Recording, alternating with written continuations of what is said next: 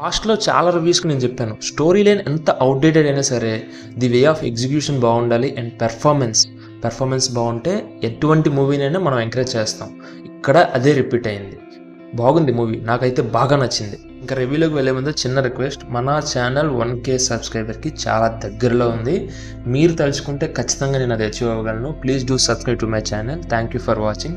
Let's get into the video. ఇంకా plot విషయానికి వస్తే సింపుల్గా చెప్తా, ఎక్కువ రివీల్ చేయను. అంబాజీపేట, అందులో ఇద్దరు ట్విన్స్, అక్క తమ్ముడు. వీళ్ళిద్దరికీ అనుకోని కొన్ని సంఘటన వల్ల పరువు నష్టం అంటారు కదా, అటువంటి సిచ్యువేషన్స్ ఎదురవుతాయి బికాస్ ఆఫ్ విలన్ వల్ల. దాని తర్వాత వీళ్ళు ఎలా రివెంజ్ తీసుకున్నారు అనేది story. First thing is first, cinema అంతా ఒక ఎత్తు అయితే సుహాసన్న పెర్ఫార్మెన్స్ ఒక ఎత్తు. నాకైతే చాలా బాగా నచ్చింది సుహాసన్న పెర్ఫార్మెన్స్. ఇంకా పాస్ట్ గురించి మాట్లాడుకుంటే writer Padma Bhushan and colour photo, ఈ 2 స్క్రిప్ట్స్ గురించి మాట్లాడుకుంటే సుహాసన్కి బాగా సూట్ అయ్యాయి, కరెక్ట్గా సెట్ అయ్యింది అనిపిస్తుంది, మనకు ఫీలింగ్ వస్తుంది.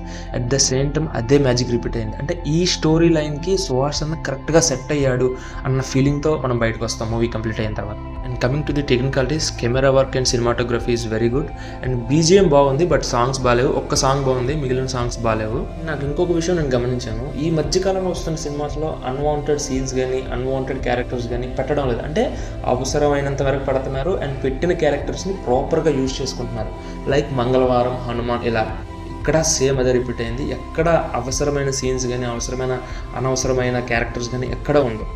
పెర్ఫార్మెన్స్ గురించి మాట్లాడుకుంటే అందరూ చాలా బాగా చేశారు. మరీ ముఖ్యంగా సుహాసన్న అండ్ జగదీష్ గారు ఇర్రగా తీసేశారు. ఇంకా ఫస్ట్ హాఫ్ వరకు లవ్ ట్రాక్తో స్లోగా వెళ్తుంది. వన్స్ సెకండ్ హాఫ్ స్టార్ట్ అయ్యాక మూవీ ఒక రేంజ్కి వెళ్తుంది. And coming to the climax నిజంగా చాలా బాగుంది. ఒక్క మైనస్ ఉంది లాస్ట్లో, అంటే విలన్కి ఫస్ట్ నుంచి అంత హైప్ ఇస్తారు, తర్వాత చివర్లో డౌన్ చేసేస్తారు విలన్ని. మైనస్ పాయింట్స్ అంటే ఇంకేం లేవు, story outdated and second thing is songs బాగాలేవు. మిగతాదంతా చాలా బాగుంది. ఫ్యామిలీతో చూడొచ్చు, అంటే హ్యాపీగా చూడొచ్చు. అడల్ట్ కంటెంట్ ఏముండదు. నాకెందుకో ఈ మూవీ చూసిన తర్వాత సుహాసన్న పేరు చాలా గట్టిగా వినబడుతుంది టాలీవుడ్లో నిజంగా. ఫైనల్గా నేను చెప్పేది ఏంటంటే, అంబాజీపేట మ్యారేజ్ బ్యాండ్ గట్టిగానే మోగింది. హ్యాపీగా వినండి వెళ్ళి.